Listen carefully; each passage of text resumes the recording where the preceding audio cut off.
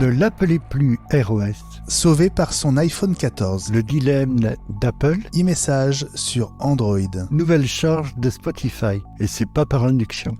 Vendredi 2 décembre 2022. Gilles Dounès. Benjamin Vincent. La quotidienne iWeek. Épisode 292. Bonjour à tous. Ne l'appelez plus ROS ou Reality OS. Selon Mark Gurman de Bloomberg, Apple a modifié le nom du système d'exploitation qui permet à son futur casque immersif de fonctionner au profit de l'appellation XR-OS. XR pour Extended Reality, autrement dit réalité étendue, et donc un concept qui englobe à la fois la réalité augmentée et la réalité virtuelle. On parlait jusqu'à présent de réalité mixte. Notre confrère le redit, on s'approche donc du lancement de ce casque qui va inaugurer une nouvelle gamme de produits chez Apple. Un événement, Gilles, qui ne s'est plus produit depuis l'arrivée de l'Apple Watch en 2015. Ça fait presque 8 ans. Oui, depuis 2007. Ça fait 15 ans, même un peu plus, pour l'iPhone.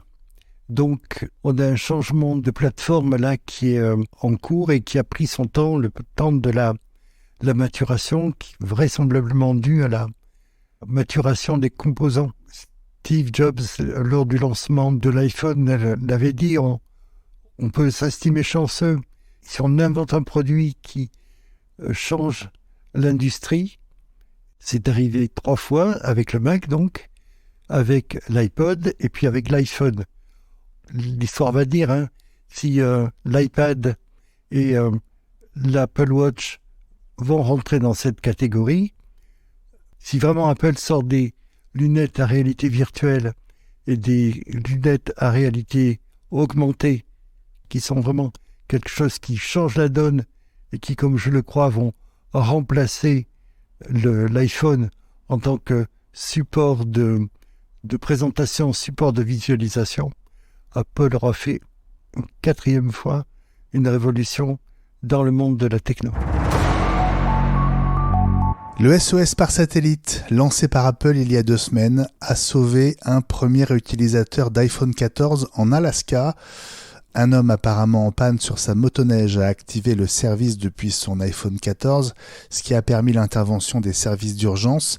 Les secouristes se sont dit impressionnés par la précision de la localisation et des informations reçues. Et c'est vrai, Gilles, que c'est bluffant parce que la technologie, elle est dans l'iPhone 14 sans besoin d'un boîtier supplémentaire, et ce, quel que soit le modèle. Oui, quand Apple se donne la peine de lancer quelque chose dont ils estiment qu'il va changer la vie et surtout sauver la vie des gens. On le voit régulièrement avec l'Apple Watch, les témoignages sont florès. Vraiment, c'est sérieux et ils se donnent la peine d'aller jusqu'au bout de ce qu'ils avancent. On est content que l'utilisateur en question n'ait pas été bouffé par les grizzlies, parce que c'est vrai qu'en peine de skidoo, pour donner la marque, au milieu de nulle part, au milieu de l'Alaska, avec la saison qui a déjà commencé, ça ne devait pas être très rassurant et je pense qu'il a dû être content de son achat. Et pour rappel, Garmin propose un service équivalent avec son InReach Messenger à un petit boîtier vendu 300 €. À propos du SOS par satellite d'Apple, je vous donne rendez-vous vendredi prochain dans la quotidienne iWeek pour vous raconter mon test en situation. Je l'aurai réalisé quelques heures plus tôt à l'invitation d'Apple. Pourquoi Apple a-t-elle choisi de ne pas rendre l'iPad 10 compatible avec l'Apple Pencil 2, obligeant ses acquéreurs à se rabattre sur un Apple Pencil de première génération à port Lightning, alors que l'iPad 10 est en USB-C? Le désossage réalisé par iFixit confirme qu'Apple a dû choisir entre basculer la caméra FaceTime sur la longueur et l'ensemble de composants dont des aimants et ceux qui assurent la charge par induction qu'on retrouve sur l'iPad Air 4 et sur les iPad Pro. Gilles, est-ce que ça rend la décision d'Apple plus acceptable ou est-ce que ça confirme qu'ils ont fait le mauvais choix? Souviens-toi, lors de la présentation du fameux iPad 10, j'avais annoncé que c'était un modèle de transition, qu'ils avaient un peu rattrapé le reste de la gamme sur un certain nombre de points, mais qu'ils attendaient un changement plus radical. Je pense qu'on est à ce niveau-là. Ils ont changé un certain nombre de choses. Tout le monde m'était tombé dessus à ce niveau-là, hein, je vous le rappelle. Mais donc, à mon avis, on est sur une carte mère de transition. Ils ont fait bouger un certain nombre de choses à minima. Ils ont fixé ce fichu port USB-C en le soudant. C'est pas encore revu de fond en comble comme ça devrait l'être rapidement. À terme, de toute façon, l'Apple Pencil 1 va finir sa vie et il faudra un jour ou l'autre que le successeur de l'iPad 10, qui soit 11 ou 12, accueille un Apple Pencil 2 ou 3, et à ce moment-là, ils seront obligés de faire en sorte qu'il soit rechargé par induction. Donc, il faudra bien mettre les aimants quelque part. Elle s'appelle Sunbird, cette app Android dont la sortie est prévue mi-2023 et qui est déjà disponible pour certains en alpha, se présente comme la première à permettre l'envoi de e-messages sous Android, une app multiprotocole à terme puisqu'au fil du temps, elle permettra aussi de communiquer via WhatsApp, Telegram, Signal, Slack, Discord, Facebook Messenger, Instagram Direct, entre autres. Seuls les SMS et MMS ne seront pas chiffrés de bout en bout, la technologie ne le permettant pas. Pour envoyer et recevoir des e-messages, la seule condition, ce sera d'indiquer un identifiant Apple. Alors a priori, pas d'app iOS dans les tuyaux. Gilles, est-ce qu'on a l'équivalent d'une telle app pour iOS sur nos iPhones ?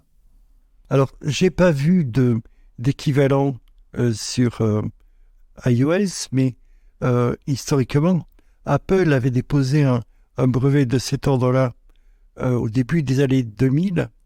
Et d'ailleurs, leur application de messagerie s'appuyait sur AIM, Messenger, et recevait également le protocole iChat.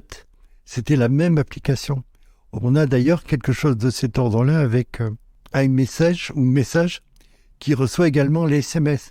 Maintenant, quelque chose qui ressemble un peu à une tour de Babel des messageries instantanées, à mon sens, il n'y en a pas sur la plateforme et ça peut être intéressant, éventuellement donner des idées.